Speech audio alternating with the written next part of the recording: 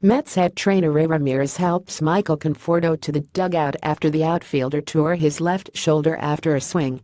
Getty Images. The Mets may have struggled to keep their stars healthy this season, but all indications are the team's longtime trainer, Ray Ramirez, won't be made a scapegoat for those injuries.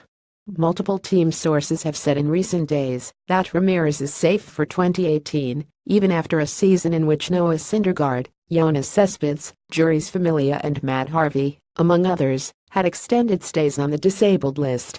Ramirez, who became the Mets head trainer before the 2005 season, has long been a target of fans who are angry with the manner in which the organization handles injuries. In home openers, when the entire support staff is introduced, Ramirez regularly receives among the highest volume of boos at Citi Field.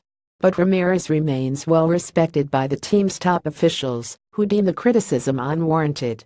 Along the same lines, General Manager Sandy Alderson recently told the Post the club intends to retain Mike Barwis, the team's senior advisor for strength and conditioning.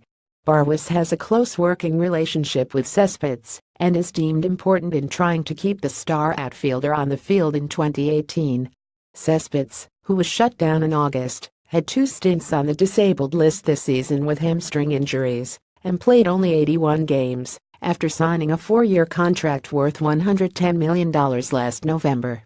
In a recent visit to the team, Cespedes spoke to reporters and revealed plans to concentrate on running this offseason in an attempt to strengthen his legs. Club officials are working to improve the lines of communication between the players, training staff, front office and dugout and hope that will solve some problems next season. But this season's barrage of injuries is blamed more on misfortune than on protocols followed by the team. Even so, the sore lat muscle that kept Syndergaard sidelined for 4.5 months was a glaring example of a situation that might have been prevented with stricter protocols in place. In the days before he sustained the injury, Syndergaard refused Alderson's request that he receive an MRI exam. Syndergaard was then allowed to pitch in Washington on April 30 and tore the lat muscle. Club officials also pointed out Syndergaard worked out independently of Barwis last offseason. The All-Star pitcher then reported to spring training boasting that he had added 18 pounds of muscle.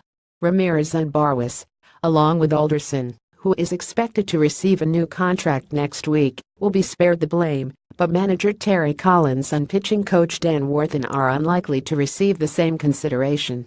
According to sources, both are expected to receive official notification in the coming days that they won't be retained for next season. Finding a replacement for the 68-year-old Collins candidates include Robin Ventura, Joe McEwing, Alex Cora, Kevin Long, Bob Duran and Chip Hale will take precedence over filling the remainder of the staff. Bench coach Dick Scott, third base coach Glenn Sherlock, first base coach Tom Goodwin and bullpen coach Ricky Bones appear likely to return, but Long, whose contract as hitting coach is set to expire, could leave if he isn't promoted to manager. In addition, Bones is a candidate to replace Worthen, meaning the team would need a new bullpen coach.